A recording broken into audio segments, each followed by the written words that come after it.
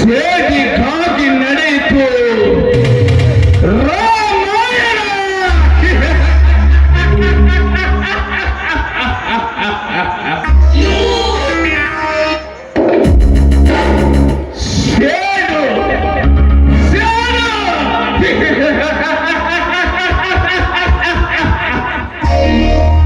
ಸೇಡಿಗಾಗಿ ನಡೆಯಿತು ಮಹಾಭಾರತ. ಅದೇ ಸೇಡಿಗಾಗಿ ವಂಶವನ್ನು ನಿರ್ವಂಶ ಮಾಡಿದ ಆ ಶಕುನಿ ಇಂದು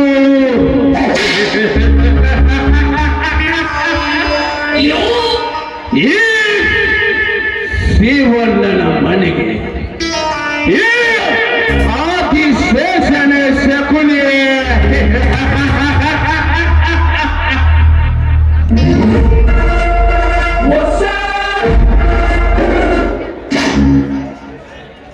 ಆದಿ ಅಂದ್ರೆ ಶೇಷ ಅಂದ್ರೆ ನರನಾಗರ.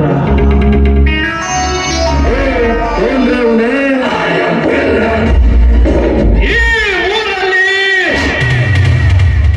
ಈ ದೇವರ ಹಾವನ್ನ ಯಾರಾದ್ರೂ ಎದು ಹಾಕಿಕೊಂಡಿದ್ದೇ ಈ ಎಡೆ ಎತ್ತಿದ ಘಟ ಸರ್ಪ ಕೈಯಿಂದ ತಪ್ಪಿಸಿಕೊಂಡು ಹೋಗಿ ಆ ಕುಕ್ಕೆ ಸುಬ್ರಹ್ಮಣ್ಯ ಅಡಿಯಲ್ಲಿ ಬಿದ್ದು ಬೇಡಿಕೊಂಡರೂ ಸಹ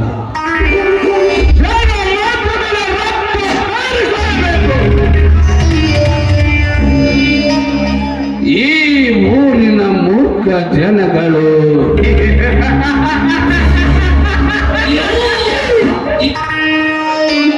ಜೀವವಿದ್ದರೂ ಕೂಡ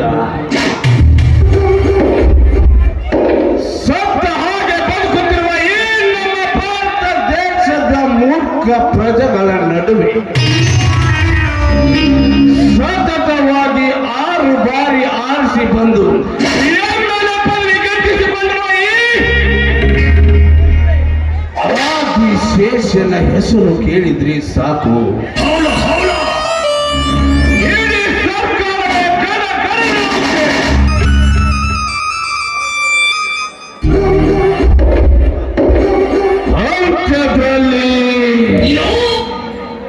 ಆಸ್ಪತ್ರೆ ಕಟ್ಟಿಸಲು ಜಾಗ ಕೊಡುವುದಿಲ್ಲವೆಂದು ಸಲೀಸಾಗಿ ಹೇಳಿ ಕಳಿಸಿದ್ದನಲ್ಲ.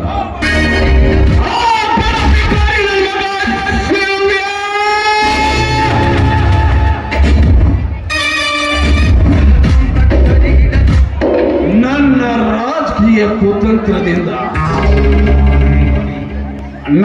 ರಾಜಕೀಯ ಕುತಂತ್ರದಿಂದ ಆ ನಿನ್ನ ಜಮೀನನ್ನ ಖರೀದಿ ಮಾಡಿ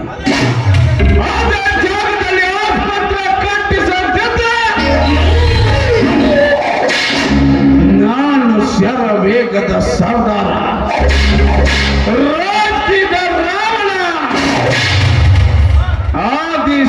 ಶನಿ ಅಲ್ಲ ಎಂದು ತಿಳಿದು ಮಗನ.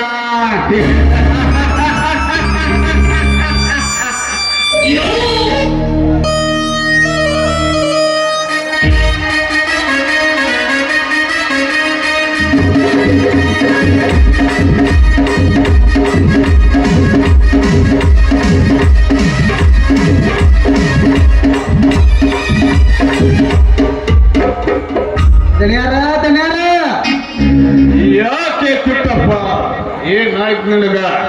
ಏನಾಗ್ತೈತ್ರಿ ದನಿಯಾರ? ನಿಮ್ ಮ್ಯಾಗ ಕಂಪ್ಲೇಂಟ್ ಕೊಟ್ಟ ಮಂಗ ನನ್ನ ಮಗನ ಓದ್ ಹೇಳ್ಕೊಂಬಂದನ್ರಿ, ಓದ್ ಹೇಳ್ಕೊಂಬಂದನ. ಕುಟ್ಟಪ್ಪ ಶಭಾಷ್, ಒಳ್ಳೆ ಕೆಲಸವನ್ನೇ ಮಾಡಿಕೊಂಡು ಬಂದಿದೀಯ. ಯಪ್ಪ ನಿಮ್ಮ ದನಿ ಏನ್ ಹೇಳ್ಬೇಕಂತೀನಿ? ನನ್ನ ಹೆಸರು ಕಟ್ಟಪ್ಪ ಅಲ್ರಿ, ಕುಟ್ಟಪ್ಪ ಅಂತ. ಆ ಭಾಗದಲ್ಲಿ ಪಿಕ್ಚರ್ದಾಗಿರೋ ಕಟ್ಟಪ್ಪ, ಈ ದನಿಯಾರ ಅರಮನೆಯಾಗಿರೋವನ್ನ ಕುಟ್ಟಪ್ಪ, ಏನ ಕುಟ್ಟಪ್ಪ.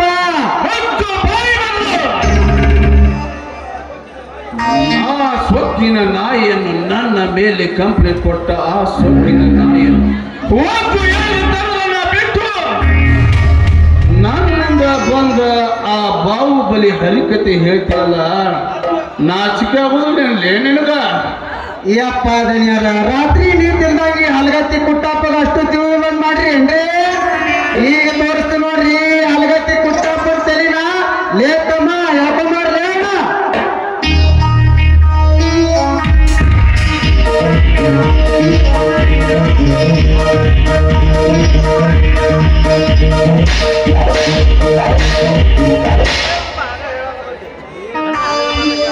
ನಮಸ್ಕಾರ ರೀ ಸೌಕರ್ಯ.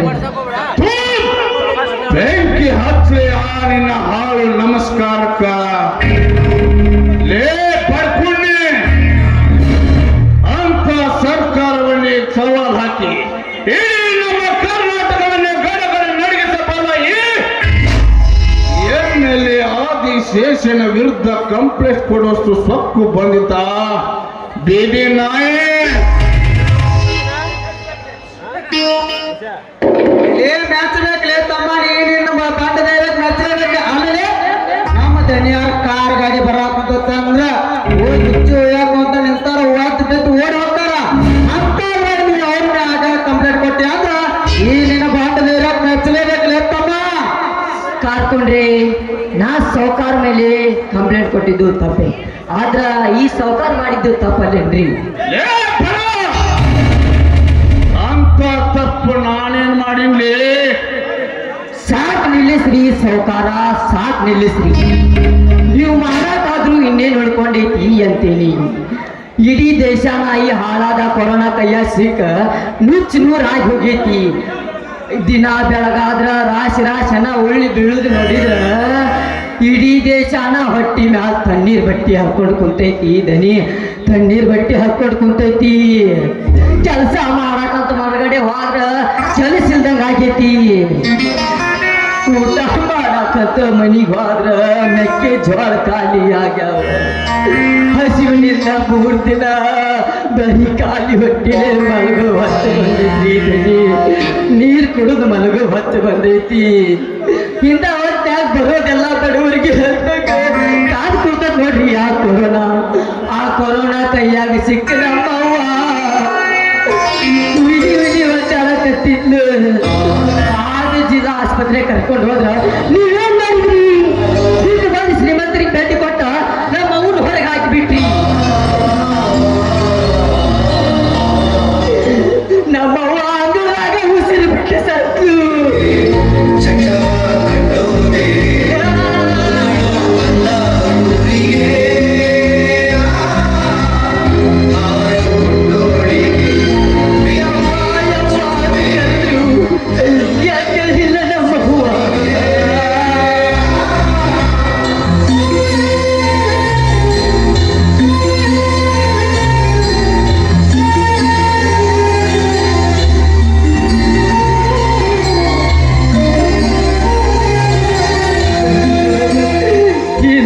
ಶ್ರೀಮಂತರಿಗೆ ಬೆಡ್ ಕೊಟ್ಟು ರೊಕ್ಕ ಮಾಡ್ಕೊಂಡ್ರಿ. ರೊಕ್ಕ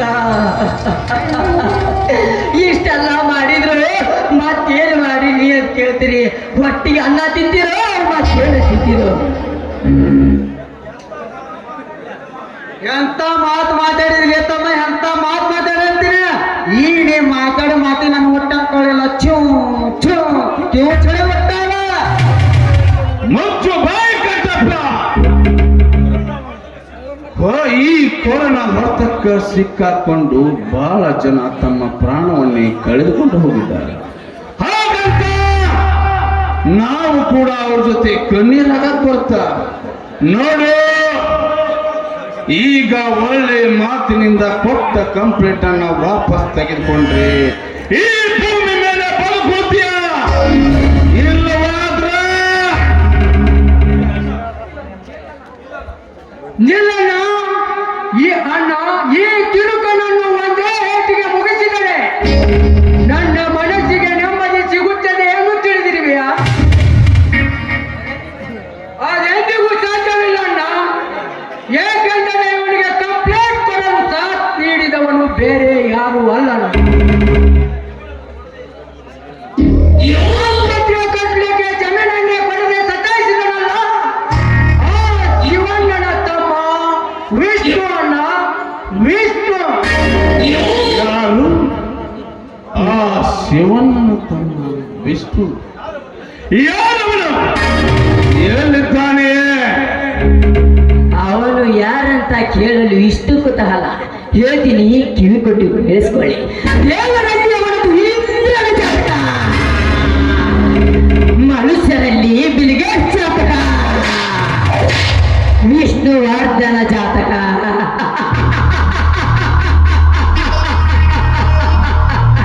ಒಟ್ಟಾರೆ ಅವನು ಹಾಳಾಗಿರುತ್ತಲ್ಲ, ದೇಶವನ್ನೇ ಆತನೇ.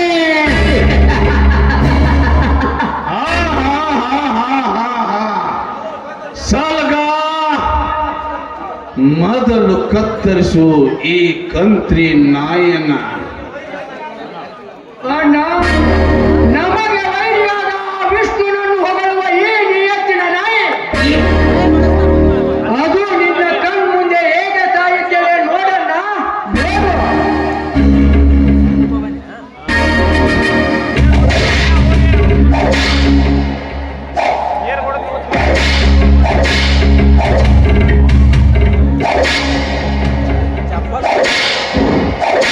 ಹಲೋ ಬಾಸ, ಇವನ್ ಯಾರನ್ನೋ 10 ಜನ ಹೊಡೆದು ಡಾನ್ ಅದನಲ್ಲ. ನಾನು ಹೊಡೆದಿರೋ 10 ಜನನು ಡಾನೆ. ಬರ್ತಾ ಇದ್ದೀನಿ ನಿಮ್ಮನ್ನ ಚಟ್ಟ ಕಟ್ಟೋಕೆ. ಅಣ್ಣ, ಛೇ ಅಣ್ಣ, ವಿಷ್ಣು ಬಂದಂತನಿಸುತ್ತದೆ. ಮುಂದೆ ಸಮಯ ಸಿಕ್ಕಾಗ ಇವನನ್ನು ನೋಡಿಕೊಂಡರಾಯ್ತು. ಲೇ ಮಗನೇ, ನಿನಗೆ ಜೀವದಾನ ಮಾಡಿದ್ದೀನಿ, ಮೊದಲು ಹೊರಟು ಹೋಗುವುದಿಲ್ಲ.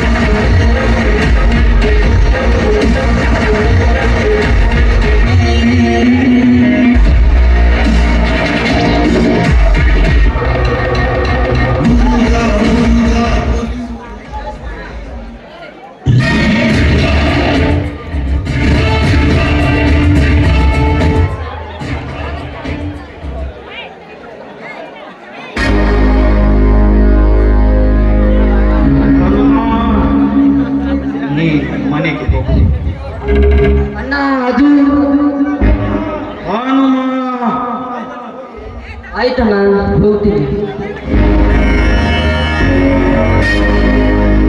ಕಾರ್ಪೊರೇಟ್ರೆ, ನೀವು ಹೇಳಿದ ಹಾಗೆ ಈ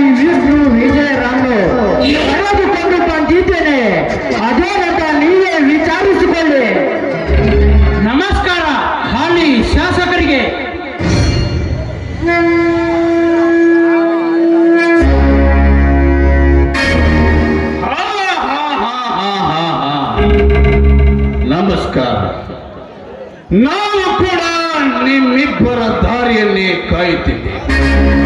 ನಾವು ಹೇಳಿ ಕಳಿಸಿದ ತಕ್ಷಣವೇ ಇಬ್ಬರು ಅಣ್ಣ ತಮ್ಮಂದಿರು ಬಂದಿರಲ್ಲ, ನಮ್ಗೆ ತುಂಬಾ ಸಂತೋಷ. ಹೇಳಿದನಿ, ನಮ್ಮನ್ನು ಇಲ್ಲಿ ತನಕ ಕರೆಸಿದ ಕಾರಣ? ನೋಡು ವಿಷ್ಣು, ಕಾರಣವಿಲ್ಲದೆ ನಾವು ಯಾರನ್ನು ಇಲ್ಲಿಯ ತನಕ ಕರೆಸುವುದಿಲ್ಲ. ನಿಮ್ಮ ಹತ್ತಿರ ಒಂದು ಮುಖ್ಯವಾದ ವಿಷಯವನ್ನು ಮಾತನಾಡಬೇಕಿದೆ, ಅದಕ್ಕೋಸ್ಕರ ನಿಮ್ಮಿಬ್ಬರನ್ನು ಇಲ್ಲಿಯ ತನಕ ಕರೆಸಿಕೊಂಡಿತ್ತು. ಅದಕ್ಕೆ ತಾನೇ ನಾವು ಕೂಡ ಇಲ್ಲಿಯ ತನಕ ಬಂದಿದ್ದು. ಸಾಲಗ ನಿನಗೆಷ್ಟು ಸಾರಿ ಹೇಳಿದ್ದೇನೆ, ನಾನು ಮಾತನಾಡುವಾಗ ನೀನ್ ಮಧ್ಯ ಪ್ರವೇಶಿಸಬೇಡ ಅಂತ. ನೀನು ಸ್ವಲ್ಪ ಸುಮ್ಮನೆ, ಅದನ್ನೆಲ್ಲ ನಾನು ಮಾತಾಡ್ತೀನಿ. ನೋಡಿ, ನನಗೆ ಸುತ್ತಿ ಬಳಸಿ ಮಾತನಾಡೋ ಅಭ್ಯಾಸವಿಲ್ಲ, ನೇರವಾಗಿ ಹೇಳ್ತೇನೆ. ಹೇಳಿದನಿ, ಅದೇನು ವಿಷಯ ಅಂತ?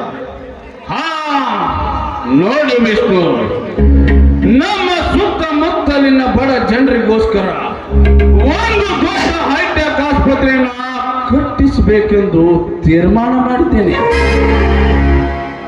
ಅದಕ್ಕೆ ನಮ್ಮ ಜಮೀನಲ್ಲಿ ಸ್ವಲ್ಪ ಜಾಗ ಕಡಿಮೆ ಬರುತ್ತೆ. ಅದಕ್ಕೆ ನಿಮ್ಮ ಜಮೀನಲ್ಲಿ ಸ್ವಲ್ಪ ಜಾಗ ಕೊಟ್ಟರೆ ನಾವು ಆಸ್ಪತ್ರೆಯನ್ನ ಕಟ್ಟಿಸಲು ತುಂಬಾ ಅನುಕೂಲವಾಗುತ್ತೆ. ಅದಕ್ಕೆ ನೀವೇನಂತೀರಾ?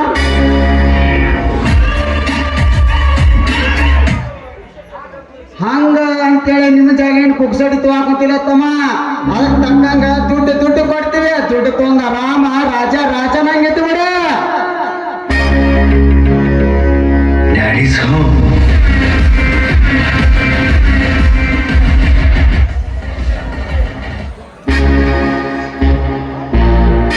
ಹೌದು ಕಾಕೊಂಡ್ರೆ, ನೀವು ಹೇಳುತ್ತಿರುವ ಮಾತು 100ಕ್ಕೆ 100ರಷ್ಟು ಸತ್ಯವಿದೆ.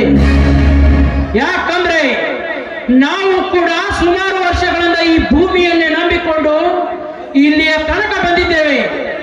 ಆದರೆ ಏನು ಪ್ರಯೋಜನ? ಅದಕ್ಕೆ ನಾವು 3 ಜನ ಅಣ್ಣ ತಮ್ಮಂದಿರು ಮಾತನಾಡಿಕೊಂಡು ಒಂದು ತೀರ್ಮಾನಕ್ಕೆ ಬಂದಿದ್ದೇವೆ. ಹೌದು, ನಿಮಗೆ ನಮ್ಮ ಜಮೀನನ್ನು ಕೊಟ್ಟು ಅದೇ ಬಂದ ದುಡ್ಡಿನಲ್ಲಿ ಸುಮಾರು ಆಕಳಗಳನ್ನು ತಂದು ಅವಕ್ಕೆ ದೊಡ್ಡ ಫಾರಂ ಕಟ್ಟಿಸಿ ಹೈನುಗಾರಿಕೆ ಮಾಡಬೇಕಂತ ನಿರ್ಧಾರ ಮಾಡಿದ್ದೇವೆ.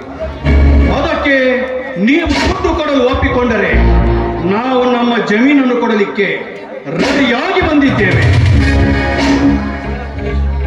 ಶಬಾಷ್ ವಿಷ್ಣು, ಶಬಾಷ್.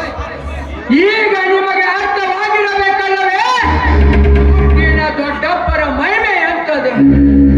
ಅದು ಎಂತ ಕ್ರಾಂತಿಕಾರಿಯಾದರೂ ಕೂಡ ದುಡ್ಡಿನ ಮುಂದೆ ತಲೆ ಬಾಗಲೇಬೇಕು.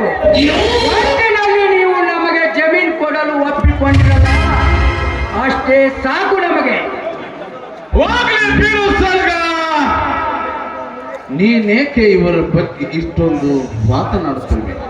ಪಾಪ, ಅವರು ಕೂಡ ನಮ್ಮ ಹಾಗೆ ಸ್ವಲ್ಪ ದಿನವಾದರೂ ಶ್ರೀಮಂತಿಕೆ ಆಗ ಅವರಿಗೂ ಕೂಡ ಸ್ವರ್ಗದ ಬಾಗಿಲು ತಾನಾಗೆ ತೆರೆಯುತ್ತೆ. ಸಂತೋಷ ವಿಷ್ಣು, ತುಂಬಾ ಸಂತೋಷ. ಸುಮಾರು ವರ್ಷಗಳಿಂದ ನಾನು ಕಟ್ಟಿಕೊಂಡಿರುವ ಈ ಆಸ್ಪತ್ರೆ ಕನಸು ಇಂದು ನನ್ನ ಸಾಗುವ ಕಾಲ ಕೂಡಿ ಬಂದತ್ತೆ. ಕೇಳಿ, ನಿಮಗೆಷ್ಟು ಹಣ ಬೇಕೆಂದು ಬಾಯಿ ಬಿಟ್ಟು ಕೇಳಿ. ದನಿ, ಅದು ನಮ್ಮ ತಮ್ಮ ಹೇಳ್ತಾನೆ. ದಣಿ, ಅದು ಎಷ್ಟು ಎಂದು ನೀವೇ ಸ್ವಲ್ಪ ಬಾಯಿ ಬಿಟ್ಟು ಹೇಳಿಬಿಡಲ್ಲ.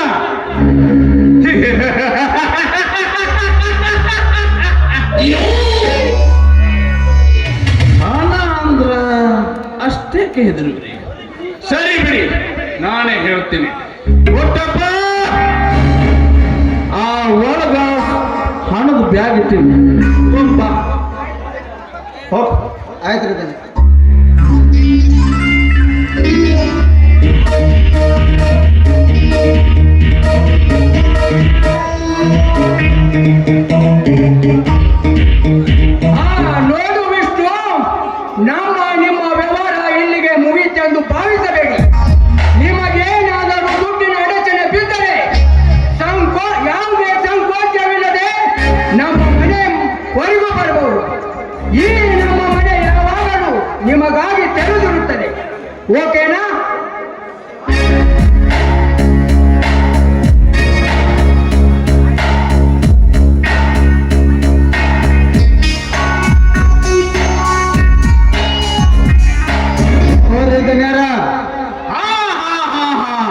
ಇರು ಪುಟ್ಟಪ್ಪ, ಸ್ವಲ್ಪ ನೋಡು ವಿಷ್ಣು, ನಾನು 2 ಎಕರೆ ಜಮೀನಿಗೆ 2 ಕೋಟಿ ಹಣ ಕೊಡ್ತೇವೆ. ನಾಳೆ ನೀವು 3 ಜನ ಅಣ್ಣ ತಮ್ಮಂದಿರು ಬಂದು ಸಬ್ ರಿಜಿಸ್ಟರ್ ಆಫೀಸ್ಗೆ ಸಹಿ ಮಾಡಿದ್ರೆ ಸಾಕು. ಪುಟ್ಟಪ್ಪ, ಕೊಡುವವರಿಗೆ ಹಣದ ಬ್ಯಾಗಣ್ಣ. ತೋಲೆ ತಮ್ಮ, ಇದ್ರಾಗ 2 ಕೋಟಿ ರೂಪಾಯಿ ಐತೆ, ತಗೊಂಡ ಆರಾಮ್ ಮನಿ ಹೋಗಪ್ಪ.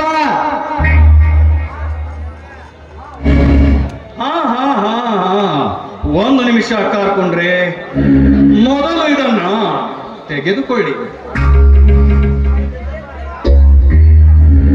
ಇದೇನ್ರಿ ತಮ್ಮ, ಯಾವ್ದ ಬ್ಯಾಂಕ್ ಚೆಕ್ ಇದ್ದಂಗ ಐತ್ಲಾ? ಇದ್ದಂಗ ಐತಿ ಅಲ್ಲ ಕಾರ್ಕೊಂಡ್ರೆ, ಅದು ಬ್ಯಾಂಕ್ ಚೆಕ್. ಒಂದು ಸಾರಿ ಸರಿಯಾಗಿ ಕಂಡ್ಬಿಟ್ಟು ನೋಡ್ಲ. ಹೋಗಲೇ ತಮ್ಮ, ಇದು ಬ್ಯಾಂಕ್ ಚೆಕ್. ಇದನ್ನ ಯಾಕೆ ನನ್ನ ಕೈಯಾಗ ಕೊಟ್ಟಿ? ಕಾರ್ಕೊಂಡ್ರೆ ಅದರಾಗಿ ಎಷ್ಟು ದುಡ್ಡು ಬರ್ತೈತಂತ ಇಲ್ಲಿ ಎಲ್ಲರಿಗೂ ಕೇಳುವ ಹಾಗೆ ಸ್ವಲ್ಪ ಬಾಯಿ ಬಿಟ್ಟ ಹೇಳ್ರಲ್ಲ ಕಾರ್ಕೊಂಡ್ರೆ. ಇಲ್ಲ ಅಲೆ ತಮ್ಮ, ಸ್ವಲ್ಪ ನೋಡಿ ಹೇಳ್ತಂತಡಿ. ಇದ್ರಾಗ 5 ಅಂತ ಬರದ ಸಿಕ್ಕಾಪಟ್ಟೆ ಜೀರೋನ ಬರ್ಬಿಟ್ಟಾವ. ಅಂದ್ರೆ ಇದಕ್ಕೆ ಬಾ ಅಂದ್ರೆ ಒಂದು 5 ಕೋಟಿ ರೂಪಾಯಿ ಬೇಕಾ? ಯಾಕ? ಸರಿ, ಹಾಗಾದರೆ ನಮ್ಮ ಎತ್ತುಗಳನ್ನು ಕಟ್ಟಲಿಕ್ಕೆ ನಮ್ಮ ಮನೆಯಲ್ಲಿ ಅಷ್ಟೊಂದು ಜಾಗ ಸಾಲುತ್ತಿಲ್ಲ. ಅದಕ್ಕೆ ಈ 5 ಕೋಟಿಯ ಚೆಕ್ಕನ್ನು ನೀವೇ ಇಟ್ಟುಕೊಂಡು ಈ ನಿಮ್ಮ ದಣಿಯವರ ಮನೆಯನ್ನು ನಮ್ಮ ಎತ್ತಿನ ಕೊಟ್ಟಿಗೆ ಹಾಕಿ ನಮಗೆ ಕೊಟ್ಟು ಬಿಡಿ. ನನ್ನ ಮಗನೇ, ಸ್ವತ್ತು 40 ಹಳ್ಳಿಗೂ ರಾಜನಾಗಿ ಮೇರುತ್ತಿರುವ ಎಂಬೆಲೆ ಆದಿಶೇಷನ ಮನೆ ನಿನ್ನ ದಳದ ಕೊಟ್ಟಿಗೆ ಬಂದು ಕೇಳಲು ಬಂದಿರ್ಬಿ ಅಂದ್ರೆ ಎಷ್ಟು ಸ್ವತ್ತಿರಬೇಕೇ ನಿನಗ? ಮತ್ತೆ ವಂಶ ಪರಂಪರೆಯಿಂದ ಬಂದ ಏನು ಪವಿತ್ರಾರ್ಜಿತ ಆಸ್ತಿಯನ್ನು ವಾಚ್ಯವಾಗಿ ಹೊಡೆಯಲು ನೋಡುತ್ತಿರಬೇಡ. ನಿನಗೆಷ್ಟು ಸ್ವತ್ತು ಇದ್ದಿರಬಹುದು ಮಗನೇ. ಎಷ್ಟೋ ವರ್ಷಗಳಿಂದ ಕಾಪಾಡಿಕೊಂಡು ಬಂದಿರುವ ನಮ್ಮ ಆಸ್ತಿಯನ್ನು ಸಲೀಸಾಗಿ ಬಿಟ್ಟು ಕೊನೆಯದಕ್ಕೆ ಹೇಳ್ತಿರುವಲ್ಲ. ನಾಚಿಕೆ ಯಾವುದಿಲ್ಲ ನಿನ್ನ ಗಂಡು ಜನ್ಮಕ್ಕೆ. ಬೀದಿಯಲ್ಲಿ ಹೋಗ್ತಿರೋ ಭಿಕಾರಿ ನನ್ನ ಮಗ ಹೊಲ ಕೊಡುತ್ತೇವೆ ಅಂತ ಬಂದು ಈಗ ತಿರುಗಿ ನಮಗೆ ನಾಟಕವಾಡುತ್ತಿದ್ದೀರಲ್ಲ. ನಿಮಗೆಷ್ಟು ಸಕ್ಕಿದ್ದಿರ್ಬೇಕಲೇ ಮಗ? ಬರೀ ನೋಟಿನಿಂದ ಕಟ್ಟಿರುವ ಈ ಕೋಟೆ ವೀರರ ಅರಮನೆಯನ್ನು ಕೇವಲ ನಿಮ್ಮ ಎತ್ತುಗಳನ್ನು ಕಟ್ಟಲಿಕ್ಕೆ ಕೇಳುತ್ತಿದ್ದೀರಲ್ಲ. ನಿಮಗೆಷ್ಟು ಸಕ್ಕಿದ್ದಿರ್ಬೇಕಲೇ ಮಗ? ಇದು ಒಬ್ಬ ತಂದೆಯ ರಕ್ತಕ್ಕೆ ಹುಟ್ಟಿದ ದೇಹ.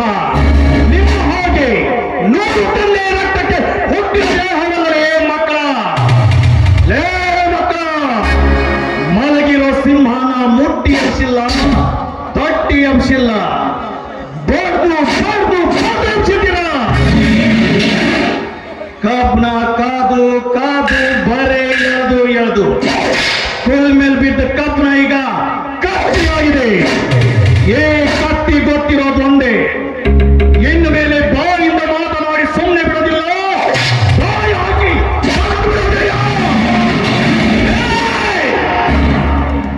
ಸ್ವಕ್ಕಿನ ನರಿ ಬಾಯಿ ಹಾಕಿ ಬಗೆಯೋದಕ್ಕೆ ನಾವೇನು ತಪ್ಪಿದ ಗುರಿಯನ್ನು ತಿಳ್ಕೊಂಡಿರುವೆಯಾ? ಹುಟ್ಟಿರುವ ನನ್ನ ಅರ್ಧ ಆಯುಷ್ಯನ್ನೇ ರಾಜಕೀಯದ ರಾಯಭಾರ ಮಾಡಿರುವ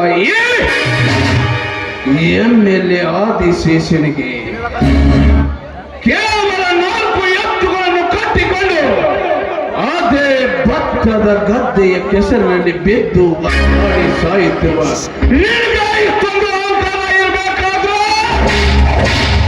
ಇನ್ನು ಇಡೀ ರಾಜ್ಯದ ತುಂಬೆಲ್ಲ ಹೆಸರು ಮಾಡಿರುವ ಎಂಎಲ್ಎ ಆದಿಶೇಷನಿಗೆ ಎಷ್ಟಿರಬೇಡ.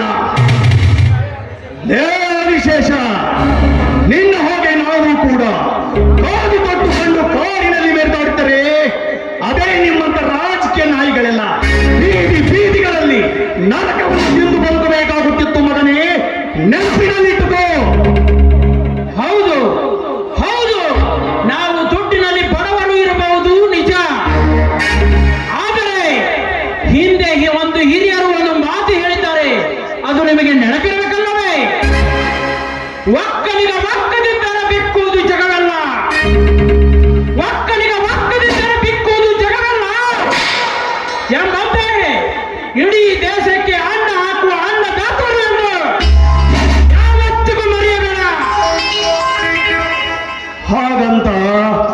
ನಿನಗೆ ರಾಜಕೀಯದ ಬಗ್ಗೆ ಏನೂ ಗೊತ್ತಿಲ್ಲ ಅಂತ ತಿಳಿದುಕೊಂಡಿರೋದು ಅದು ನಿನ್ನ ಮುಟ್ಟಾಳತನ.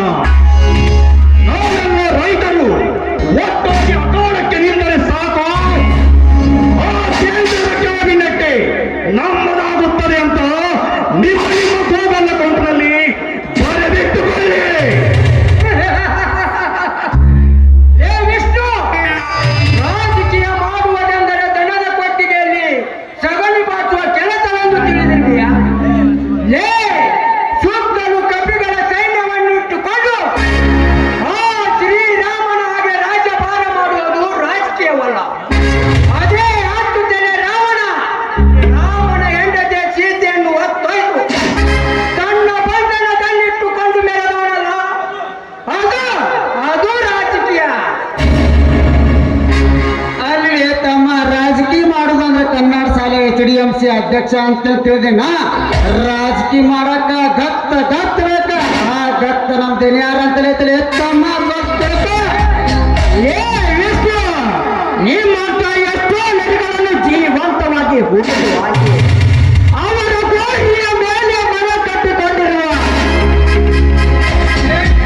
ಈ ರಾಜಕೀಯದ ರಣಧೀರನಿಗೆ ಏನು ಸಮಾಜ ಕಟ್ಟುತ್ತೆ? ಅದು ನಿನ್ನ ಕನಸಿನ ಮಾತು. ನರಸಿಂಹ, ಹುಚ್ಚು ಹಿಡಿದ ನಾಯಿ ಕಚ್ಚಲು ಬಂದ್ರೆ ಊರು ತುಂಬೆಲ್ಲ ಓಡಾಡಿಸಿ ಹಿಡಿದು ಕೊನೆಗೆ ಅದರ ನೆತ್ತಿಯನ್ನೇ ಸೀಳುತ್ತಾರೆ ಎಂಬುದು ಆ ನಾಯಿಗೆ ಚೆನ್ನಾಗಿ ಗೊತ್ತಿರುತ್ತದೆ. ನಿನಗ ಗೊತ್ತಿರಬೇಕಲ್ವ? ಲೇ ವಿಶೇಷ, ಇವನು ಕುಂತ್ರೆ ಕುರುಬ, ನಿಂತ್ರೆ ಕಿರುಬ, ತೋಟಿ ಮೀಸೆ ತಿರುವಿ ಎದೆ ಒಪ್ಪಿಸಿ ನಿಂತ ನಿಮ್ಮಂತ ರಾಜಕೀಯ ನಾಯಿಗಳೆಲ್ಲ ನನ್ನ ಕಾಲುಗಳಿಗೆ ಬಿದ್ದಿದ್ದಾರೆ ಮಗನ, ನೆನಪಿನಲ್ಲಿಟ್ಟುಕೋ. ಏ ವಿಷ್ಣು, ಇವರ ಮನೆಗೆ ಬಂದು ಇವರ ಹೆಸರು ಹಿಡಿದು ಕರೆಯುವಷ್ಟು ದೊಡ್ಡವನಾಗಿ ಬಿಟ್ಟಿಯಾ ನೀನು? ಅಣ್ಣ, ದೊಡ್ಡವರಿಗೆ ದೊಡ್ಡತನ ಇಲ್ಲವೆಂದ ಮೇಲೆ ಅವರ ಎದುರಿಗೆ ಇರುವ ಚಿಕ್ಕವರು ಕೂಡ ಅವರ ಮುಂದೆ ದೊಡ್ಡವರಾಗಲೇಬೇಕು. ಬಡವರ ಕೋಪ ಕಬಳಿಗೆ ಮೂಲ ಎನ್ನುವ ಮಾತನ್ನು ಅರಿತು ಮಾತನಾಡುವುದನ್ನು ಕಲಿತುಕೋ. ಅಲ್ವೋ ಶಿವಣ್ಣ, ನಿನಗಿರೋ ಬುದ್ಧಿ ನಿಮ್ ತಮ್ಮರಿಗೆಲ್ಲ ಆನೆ ಕೂಟ ಅಡಮರಿ ಜಗಳಕ್ಕೆ ಬಂದ್ರ ಕಾಲ ಬಿದ್ದ ಸತ್ತೋಗ್ತಾವ. ಧನಿಯರೇ, ಹುಡುಗರು ಬುದ್ಧಿ ತಿಳಿಯದೆ ಏನು ತಪ್ಪು ಮಾಡಿಬಿಟ್ಟಿದ್ದಾರೆ. ಅವರ ಪರವಾಗಿ ನಾನು ನಿಮ್ಮಲ್ಲಿ ಕ್ಷಮೆ ಕೇಳಿಕೊಳ್ಳುತ್ತೇನೆ. ದಯವಿಟ್ಟು ಇದೊಂದು ಸಾರಿ ಅವರನ್ನು ಬಿಟ್ಟು ಬಿಡಿ ದನಿ, ಬಿಟ್ಟು ಬಿಡಿ. ನೋಡು ಶಿವ, ಇದು ಒಂದು ಸಾರಿ ನಿನ್ನ ಮುಖ ನೋಡಿ ಬಿಟ್ಟು ಬಿಡ್ತೀನಿ. ಮೊದಲು ಇವರನ್ನ ಮನೆಗೆ ಕರ್ಕೊಂಡು ಹೋಗಿ ಸರಿಯಾಗಿ ಬುದ್ಧಿ ಹೇಳು. ಅದು ನನ್ನ ವಿರುದ್ಧ ರಾಜಕೀಯ ಮಾಡುತ್ತಾನೆ ಎಂದು ಹಾಗಲು ಕಾಣುತ್ತಿದ್ದಾನೆ ಇವನು. ರಾಜಕೀಯ ಅಂದ್ರ ಏನು ಎಂದು ತಿಳಿದುಕೊಂಡು ಆಮೇಲೆ ರಾಜಕೀಯದ ಬಗ್ಗೆ ಮಾತನಾಡಲು ಹೇಳು ಈ ನಿನ್ನ ತಮ್ಮನಿಗೆ.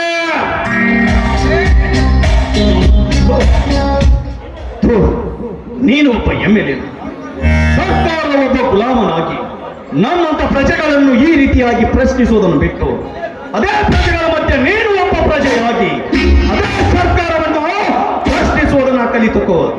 ಆಗ ಈ ನಮ್ಮ ದೇಶವಾದರೂ ಉದ್ಧಾರವಾಗುತ್ತದೆ. ನಾವು ರೈತರಾದ ಮಾತ್ರಕ್ಕೆ ನಮಗೇನು ಗೊತ್ತಿಲ್ಲ ಅಂತ ತಿಳಿದುಕೊಂಡಿರೋದು ಅದು ನಿನ್ನ ಮುಟ್ಟಾಳತನ. ಈ ರೈತನನ್ನೇ ಮನಸ್ಸು ಮಾಡಿ ನೇಗಿಲನ್ನು ಬಿಟ್ಟು ಗಾಡಿ ಕಟ್ಟುಕೊಂಡು ನಿಂತರೆ ಅದೇ ಈ ನಿಮ್ಮ ರಾಜಕೀಯ ಮಾಡೋದ್ರಲ್ಲಿ ನಿಮ್ಮಪ್ಪ ಎಂದು ತಿಳಿದುಕೋ. ನನ್ನ ಮಗನೇ, ರೈತ ಅಂತ ಯಾಕೆ ಗಂಟಲು ಹರಿದುಕೊಂಡು ಚೀರುತ್ತಿರುವೆ? ನೀನು ನಿಜವಾಗಲೂ ರೈತನ ರಕ್ತಕ್ಕೆ ಹುಟ್ಟಿದ ಮಗನೇ. ನೀನು ನಿಜವಾಗಲೂ ರೈತ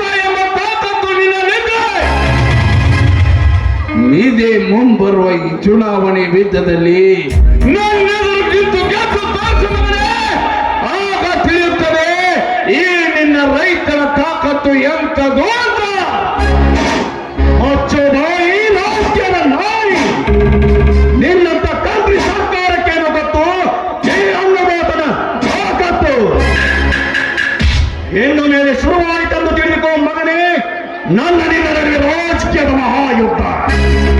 ಇದೇ ಮುಂಬರುವ ಚುನಾವಣೆಯಲ್ಲಿ ನಿನ್ನೆದುರಿಗೆ ನಮ್ಮಣ್ಣನನ್ನು ಅಖಾಡಕ್ಕೆ ಇಳಿಸಿ ಅದೇ ಯುದ್ಧದಲ್ಲಿ ಅವನು ಗೆದ್ದು ಬರುವ ಹಾಗೆ ಮಾಡದಿದ್ದರೆ ನಾನು ಈ ಶಿವಣ್ಣನ ತಮ್ಮ ವಿಷ್ಣು ವರ್ಧನೇ ಅಲ್ಲ ಎಂದು ತಿಳಿ. ಒಂದು ವೇಳೆ ಈ ಯುದ್ಧದಲ್ಲಿ ನೀನು ಗೆದ್ದು ನಮ್ಮನ್ನ ಸೋತರೆ ನೀನು ಹೇಳಿದ ಹಾಗೆ ನಾವು ರೈತರ ರಕ್ತಕ್ಕೆ ಹುಟ್ಟಿಸಲ್ಲ ಎಂದು ತಿಳಿ. ಒಂದು ವೇಳೆ ಈ ಯುದ್ಧದಲ್ಲಿ ನಮ್ಮನ್ನ ಗೆದ್ದರೆ ನೀನು ಸೋತರೆ ನೀನು ಕೂಡ ನಮ್ಮ ತಂದೆಗೆ ಹುಟ್ಟಿದ್ದೀಯಾ ಅಂತ ನಾವು ತಿಳಿದುಕೊಳ್ಳುತ್ತೇವೆ.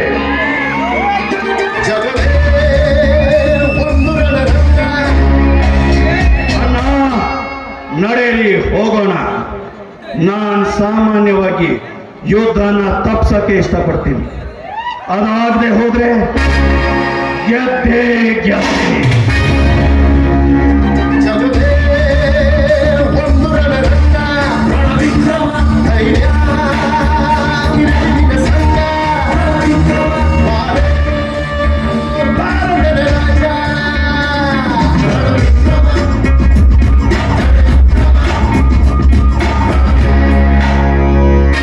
ನಿಷ್ಠಾರಾದಿಶೇಷ, ಮುಂದೊಂದು ದಿನ ಹೊಟ್ಟೆಗೆ ಹಿಟ್ಟಿಲ್ಲದಿದ್ದಾಗ ಗೊತ್ತಾಗುತ್ತದೆ ಈ ರೈತನ ತಾಕತ್ತು ಎಂತಹದು ಅಂತ.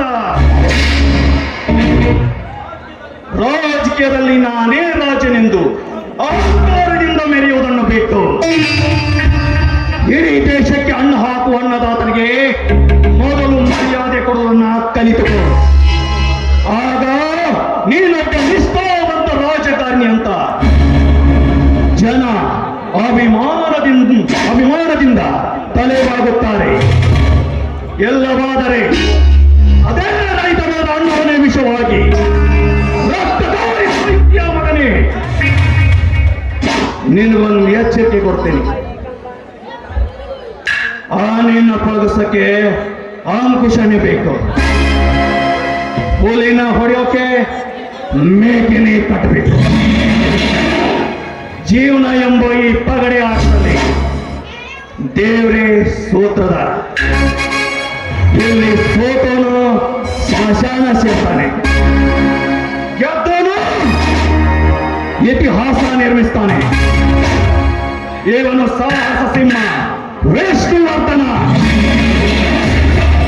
ಇತಿಹಾಸ ನಿರ್ಮಿಸಬೇಕಂತಾನೆ ಬಂದಿದ್ದಾನೆ.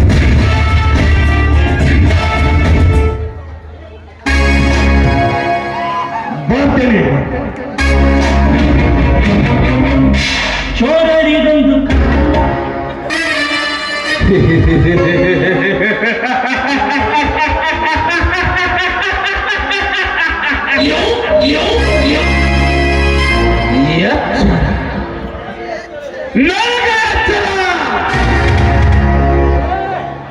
ಹೋಗು ಹೋಗು ಕೂಸೆ ಹೋಗು.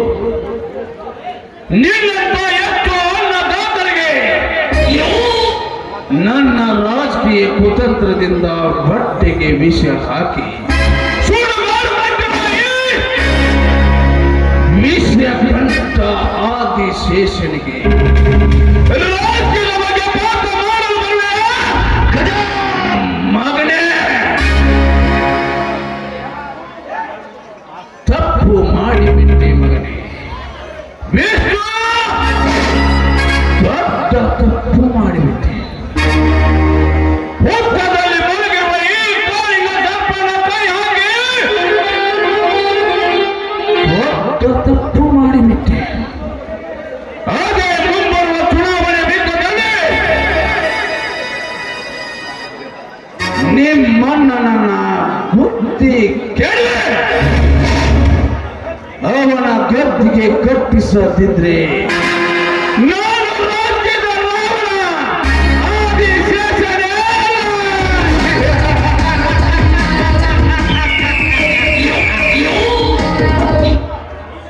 ಅಣ್ಣ, ನೀನೇಕೆ ಅವರ ಬಗ್ಗೆ ಇಷ್ಟೊಂದು ತಲೆ ಕೆಡಿಸಿಕೊಳ್ಳುತ್ತಿರುವೆ?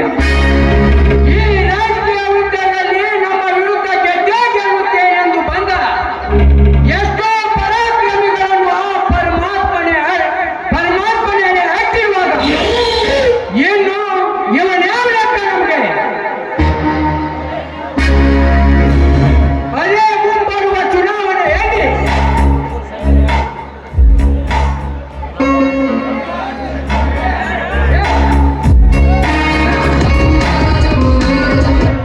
ಗೌಡ್ರೆ, ಅದೇ ಮುಂಬರುವ ಚುನಾವಣೆಯಲ್ಲಿ ಅವರಿಬ್ಬರ ಅಣ್ಣ ತಮ್ಮಂದಿರ ರೋಗವನ್ನು ಪಡೆದು ತಂದು ನಿಮ್ಮಿಬ್ಬರ ಪಾದಗಳಿಗೆ ಹಾಕದೇತ್ರ ಇವನು ಸಿಂಹ, ಒಕ್ಕ ನರಸಿಂಹನೇ ಅಲ್ಲ.